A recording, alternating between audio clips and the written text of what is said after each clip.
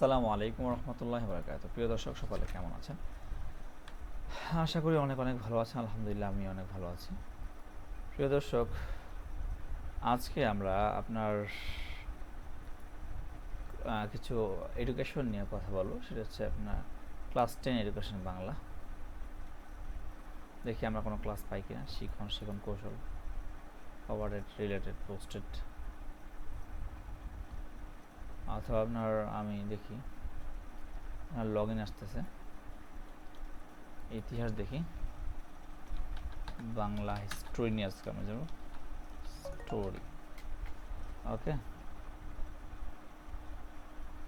প্রাচীন বাংলা ইতিহাস সম্বন্ধে আজকে আমরা জানবো,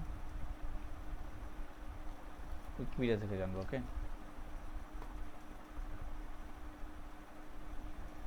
দেখেন, বাংলা ইতিহাস বলতে বাংলাদেশ, ভারতের পশ্চিমবঙ্গ, ত্রিপুরা এবং আসামের বরাক উপত্যকার বিগত 4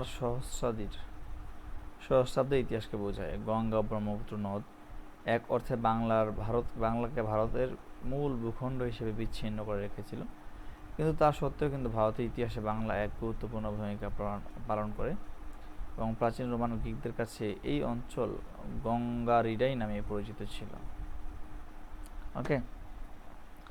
4 সহস্রাব্দ ধরে পূর্বে বাংলায় আপনার সভ্যতার ক্রমবিকাশ শুরু হয় এবং তার পাশাপাশি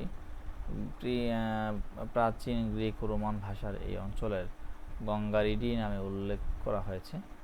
দক্ষিণ এশিয়ার ইতিহাসে সর্বদাই একটি গুরুত্বপূর্ণ ভূমিকা পালন করেছে। প্রাচীন বাংলা বিশেষ কয়েকটি জনপদে বিভক্ত ছিল এবং বেশ কিছু প্রাচীন নগরের আপনার বৈদিক যুগে পত্তন এখানে হয়েছিল বলে ধারণা করা হয়।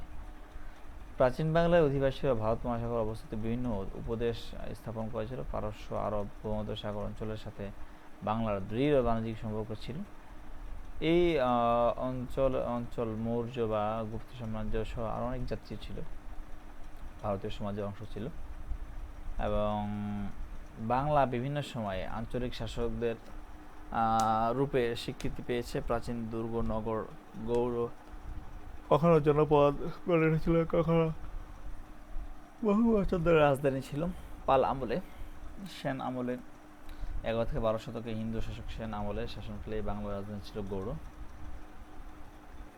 আসলে বাংলা ভাষা, সাহিত্য, সঙ্গীত সমস্ত কিছুর উপর কিন্তু একটা প্রভাব পড়েছিল। সো যাই হোক, যা বলছিলাম,